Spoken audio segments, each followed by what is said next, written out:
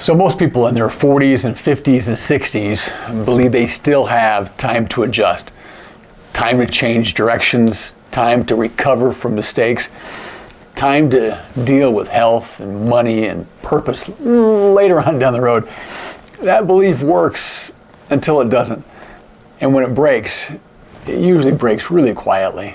So in this video, I'm going to share with you 10 pieces of advice that I wish back in my 40s or 50s that I would have received and hopefully have implemented. Okay, first piece of advice. After midlife, time stops being so generous.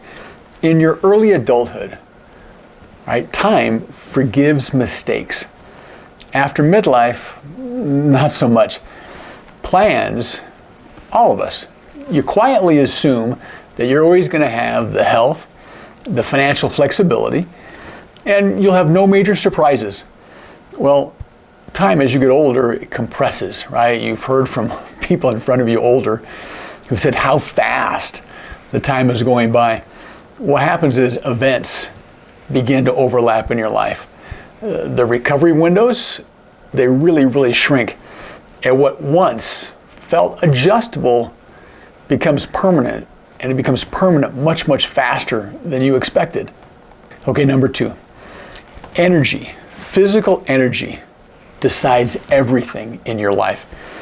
Money and freedom, right? They only work if your body can cooperate. Without energy, right? Clear thinking begins to erode. Your patience shrinks. Relationships, right? Suffer. Healthspan, that's what we call the ability, not just lifespan, but healthspan. How physically able are you? Healthspan, it doesn't maintain itself. It requires a routine, it requires effort, and a reason strong enough to get you out of bed to implement the routine that you came up with. Waiting, right, putting that off, it doesn't preserve your health, right? It acts actually as a tax on your future self. Having a powerful why to get you out of bed will really help you realize this one thing, right? If your health fails, every plan fails. Number 3, you just don't realize how much your employment, your career creates your self-identity until you lose it. So work just doesn't create the structure around your income. It props up your identity. Titles and roles and accomplishments and responsibility, they quietly define our self-worth. When that structure weakens, right, or finally disappears, either through a layoff or retirement, a RIF, whatever that might be, many people discover that they don't know who they really are at all. The ladder that was climbed reminds me of Stephen Covey's quote, right? You climb the corporate ladder only to find out that it was leaning against the wrong wall. You know, for me, lower middle class kid, worked hard, had some lucky breaks, climbed the ladder, and eventually was CEO of a venture-backed company until I wasn't.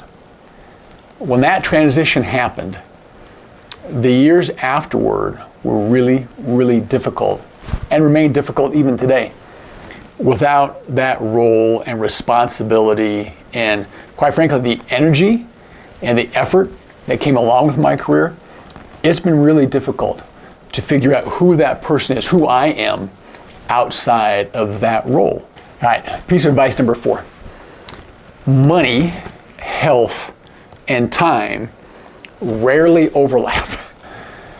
There's a time usually in your early 50s, right, maybe into your 60s, when that happens, right? Things have changed in your personal life, that money becomes a little more stable. You've got a little more time on your hand, and hopefully you have the health to do the things that you want. But that alignment, it doesn't last very long.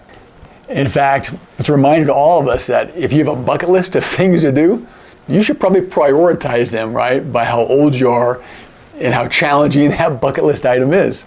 Because when we delay doing those things that we want to do, assuming that our health will always be there later, that assumption has an expiration date on it that we rarely notice. All right, advice number 5. and this is regarding your portfolio, your investments. Markets recover. Panic doesn't. Market declines are normal and to be expected. What destroys outcomes is when you react. Headlines, right? They trigger fear. Fear triggers action, and action often locks in losses. History, you see, doesn't punish volatility. It punishes emotional exits. The danger isn't downturns, right? We're all going to have those. But it's believing that that downturn happens to align with my personal timeline. Market fear causes more financial damage than market declines ever do. Let that kind of sink in for a little bit. Having a backup plan allows for compounding to actually work like we all have been taught and hope that it does. Personally, I went to cash far too often when the internet bubble burst, when we had Y2K, great financial crisis, 07 or 08, or changes in my job, numerous headlines, right, that get kind of scary, employment threats, thinking I could time the market and that timing would correspond with that part of my life. History punishes emotional exits. The total risk is in reacting, it's not in the volatility. So along with it, piece of advice number 6, having buffers, right, gives you time and space to breathe. Disruption, right, in the financial markets, in your career is absolutely guaranteed. What varies is how people respond to it. Having liquidity, right, cash reserves, low fixed obligations, a flexible income, it creates that space to think. Without it, normal stress from everyday decisions, right, really compound the damage. Okay, piece of advice number 7. Your obligations are actually the things that will make your decisions for you. Debt tied to lifestyle or image, or quite frankly, the responsibility you may have financially to support a loved one or a family member.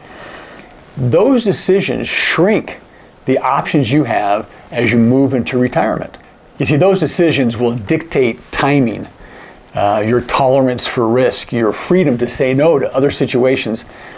You can't help anyone unless your own financial plan, your own house is in order.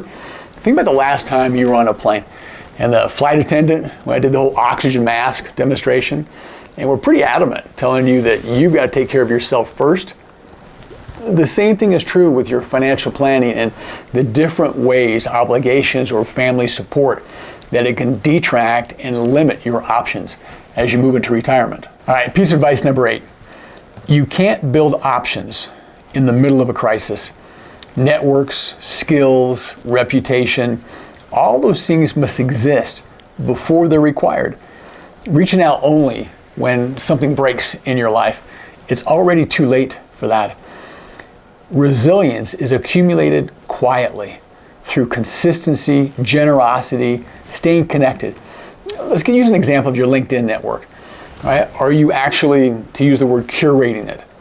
Are you reaching out? Are you adding value? Without even thinking of your own self, without even asking, right? To friends, those above you, those behind, adjacent industries. Are you involved and connected?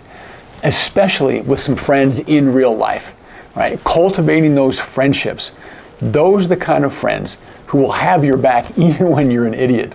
The second part of options is having some side income. So whether it's a side gig, real estate rentals, right? Developing a marketable skill. That kind of expertise, that kind of dedication, right, provides you that buffer, that space, so when surprises happen in your life, as I guarantee they will, right, you have room to breathe. All right, number 9, when you get to retirement, leisure time, it doesn't really hold up. When work eventually stops, as it will for all of us, all right, purpose doesn't automatically jump in and fill that void. Without contribution, that new freedom of time that we have usually devolves into drift. Meaning comes from engagement. It means mentoring, perhaps those who are a little few years behind in their careers, right? Service in the community and being present with family members. Last piece of advice. Relationships are the only scorecard that matter. For all of us, titles fade, our assets get spent, our bodies slow down inevitably. What remains is who you showed up for and how they remember you. At the end, people don't recite your accomplishments, right? They think about the last PowerPoint presentation or the strategy deck that you came up with. They want to tell stories about love and impact and presence. This is the analogy we all know of the obituary, the headstone, right, the funeral. What will you be remembered for? At the funeral, you don't want those that are just mourning at your passing not to have memories, not to be laughing and talking about impact and the difference that you made in their lives. So if you're in your 40s, 50s, or 60s, maybe these 10 pieces of advice can help you as you reframe your career, reframe the permanence of your finances, of health, of time, and perhaps bring to light the importance of purpose and relationships, those things that are with you always.